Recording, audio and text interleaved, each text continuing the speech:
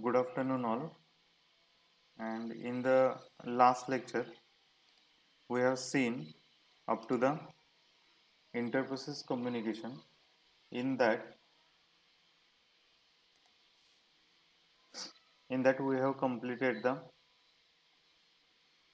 shared memory structure by using the producer and consumer problem, and uh,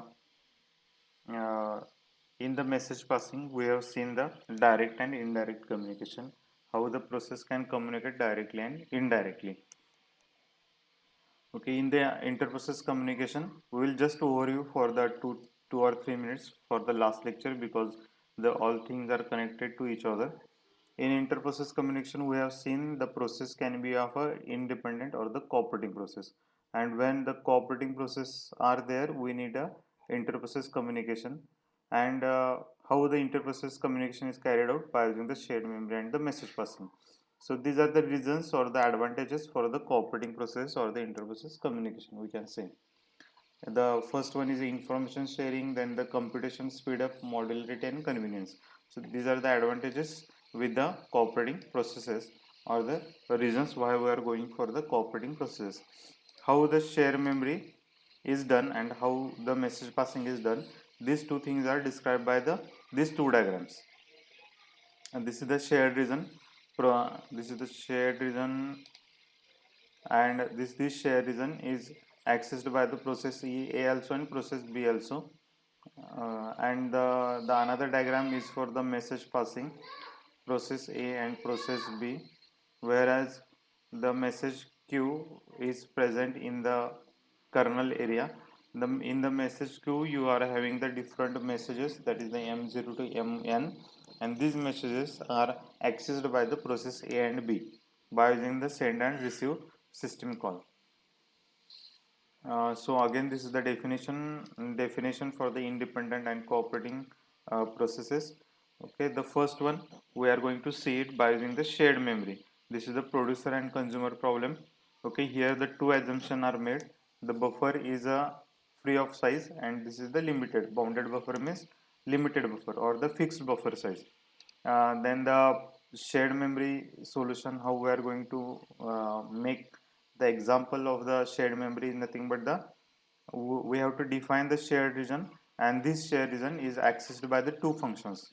That is, the first one is a producer function and second one is a consumer function. By using this pseudocode, you can write down your C program that we have discussed earlier in the earlier lecture. Then interprocess communication, these are some things related with the interprocess communication. The synchronization is required for the shared memory. How we will get it, we will see it. Then in the message passing, how the message passing is done, so by using the send and receive system calls. If there is a this is about the direct communication. If there is a process P and process is there, P and process Q is there, then how the communication channel is established, that is explained here. The communication channel is of a physical and the logical. Then how the direct communication is done. Direct communication, we have to specify the process name and the message that we want to send it, and at the received side, from where the process which wants to receive the message, that is nothing but the queue, and the message that it want to receive. So that we have to define it into the send and receive system call, and the communication is going to be happen. Then if there is a indirect communication, in indirect communication there is a use of the mailbox is going to be used here, and how the mailbox is going to consumed is nothing but, this is just the example for the how the communication happens. When send a message to mailbox A, okay, when A is going to send the message to mailbox A, then this send receive system call is going to be used, and when any process wants to receive from the mailbox, then simply it is going to use the receive system call. Then which kind of operation is going to be performed on the mailboxes is nothing but the creation, send and receive messages through mailbox, and then the destroy of that mailbox. Okay, and this mailbox can be shared between not only the two processes, but the many process can share this mailbox. and communicate to each other. In this slide they have shown that the P1 P2 share the mailboxes, okay, and the which scenarios happen that we have discussed. Then this is the next point about the synchronization, how the synchronization is going to be done when the cooperating process is going to be communicate. Why the synchronization is required? Okay, the first point we want to discuss it, why the synchronization is required. Okay, suppose the process 1 is going to access the some critical section. What is meant by the critical section? That is the when the shared data we are going to present it there, and there is a accessing that shared data, then only one process can access that shared data. If simultaneously that shared data is accessed by the producer and consumer, then that data may be, we can say it may be incorrect. So for that reason the synchronization is required. For example, you can take that, suppose I am going to deduct 5,000 rupees from my account and I am going to add it to my friend's account. Okay, but the first process is going to deduct that 5,000 rupees from my account, and this amount is going to be add it into my friend account. But in between, suppose the communication channel is going to be failed. Okay, then that 5,000 rupees is not added into my friend account, means that 5,000 is going to be that data is going to be lost. This is the first scenario. Otherwise, at the same time, the 5,000 rupees is taken by the one process and the another process came there, and from the same amount, okay, again the 10,000 rupees it is going to be deducted. We will take one example. Okay, in the paint we will take example to understand you the concept clearly. Suppose you are having the your in your account you are having the 50,000 rupees. Now I want to make the two transaction. The first transaction is for, I want to give 5,000 rupees to Amazon, okay, for purchase of some goods. Amazon 5,000 rupees. Okay, at the same time, at the same time from the Flipkart I want to take some goods of a 2,000 rupees. Okay, so I am having the, in my bank account I am having the 15,000 rupees. Okay, now I want to make the two transactions. First of all, I want to make the 5,000 rupees of transaction from the Amazon, and from the Flipkart I want to make the 2,000 rupees transaction. Okay, why? Okay, here I want to show you why the synchronization is required for the accessing of the shared data. So this is nothing but your shared data. What is shared data here? This is your, this is your shared data. Okay, this is your shared,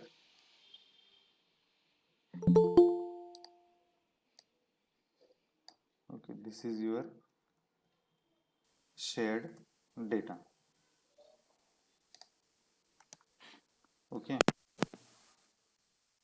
now the first transaction is going to be happen, means this is your process number 1. What is your process number 1? This is the process number, we can say it is a P1. Okay, the another process, now this is the process number P2. Okay, if the process, okay, these processes can access the data simultaneously, then what is going to be happen, I will show you. Okay, if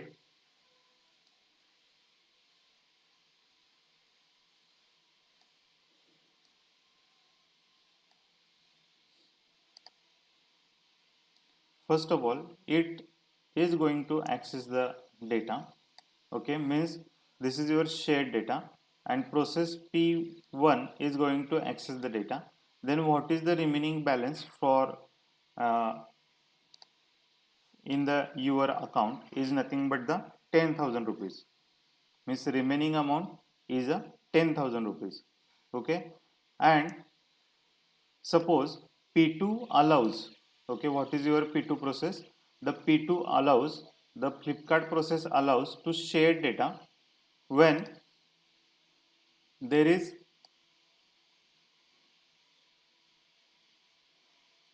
when there is the same process is going to be execute. Okay, means here also you will get the data as 15,000 minus 2,000, means you will get the remaining amount as a 13,000. Okay, when we altered this shared data as a 13,000, it is a correct or wrong, Priyanka? Yes, sir. This amount, this 13,000 is correct or wrong here? Correct. Correct. Okay, and any other, Shital? This is correct or wrong? Correct. Okay, how it is correct? Suppose you are having only 15,000 in your account, the process P1 is going to deduct the 5,000 rupees, means what the amount it remains 10,000. Okay, and after the second process is going to become, and then Flipkart is going to deduct 2,000 from the uh, your your account, then the correct amount that you want to be in your account is, okay, that is 8,000 rupees. Okay, how it is 8,000 rupees? You are, first of all, you are having the 15,000 rupees in your account, so 5,000 rupees for Amazon, it is equal to 10,000 rupees. Okay, later from the 10,000 rupees we are going to deduct 2,000 for your Flipkart, means your account balance it should be a 8,000 rupees. Correct, Priyanka? Yes, sir. Okay, but here what you will get it as a 13,000 rupees, means there is the shared data is going to be accessed by process P1 and P2 simultaneously, hence the this problem is going to be caused. Okay, understood, Priyanka? Yes, sir. Okay, Yes, sir. then can anyone tell me what is the solution for this problem?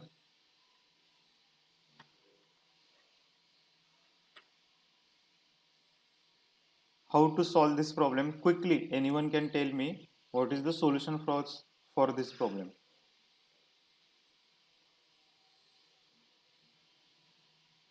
Tanvi,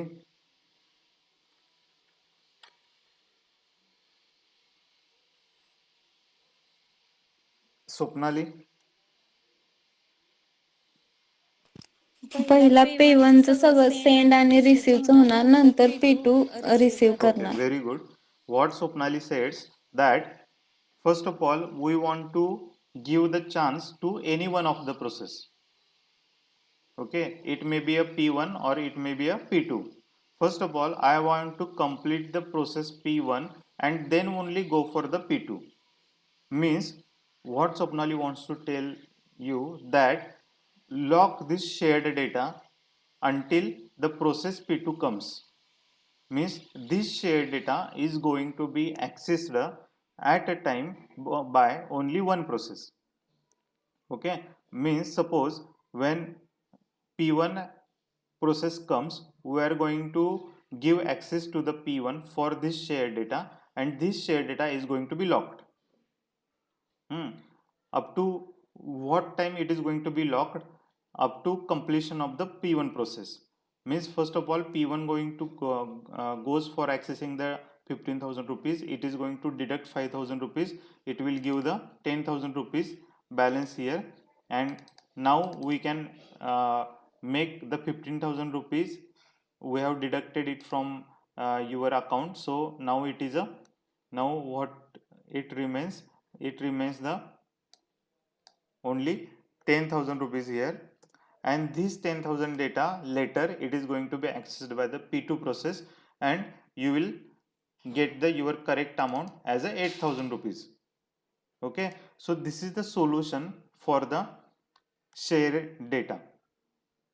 Okay, how it is going to be required, and here I want to show you that what is meant by the synchronization, why the synchronization is required. So from the this example you can understood that why the synchronization between the process is going to be required.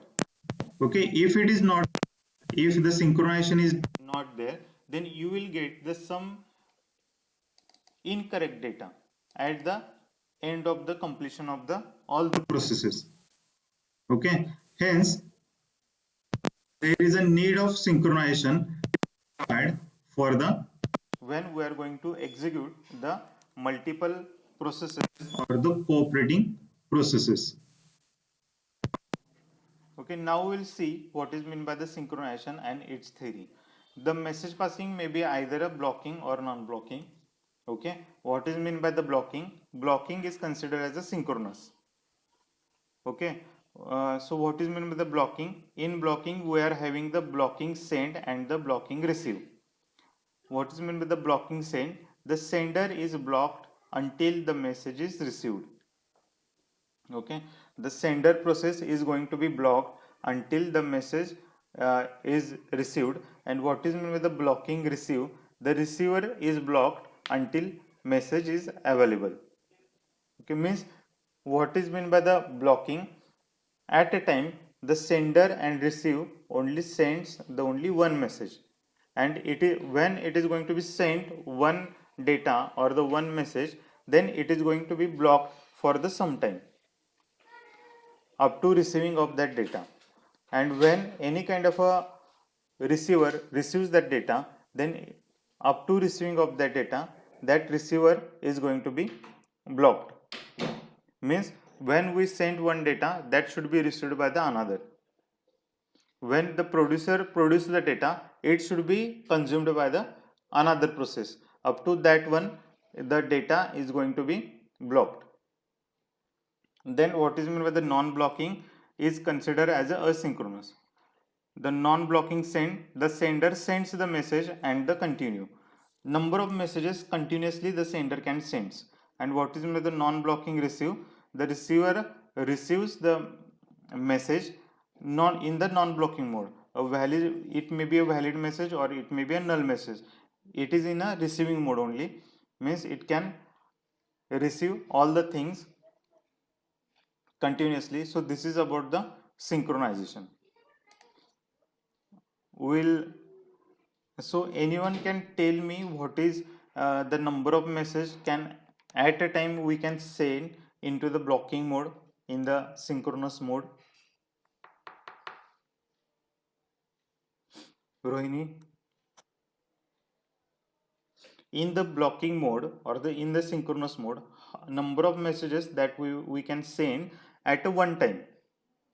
In the non-synchronous mode or the asynchronous mode, we can send the number of messages.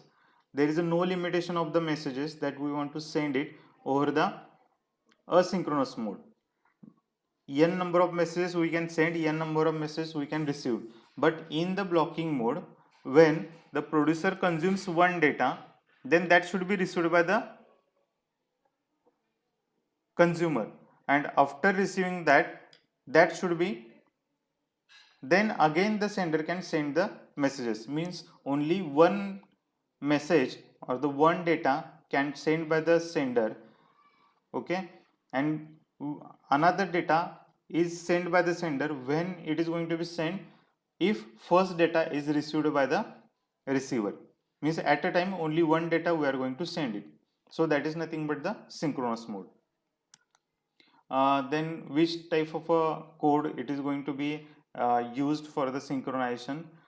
So this is the explanation for this ones. These are the simple loops, okay, where we are going to send one data, it should be received by the receiver.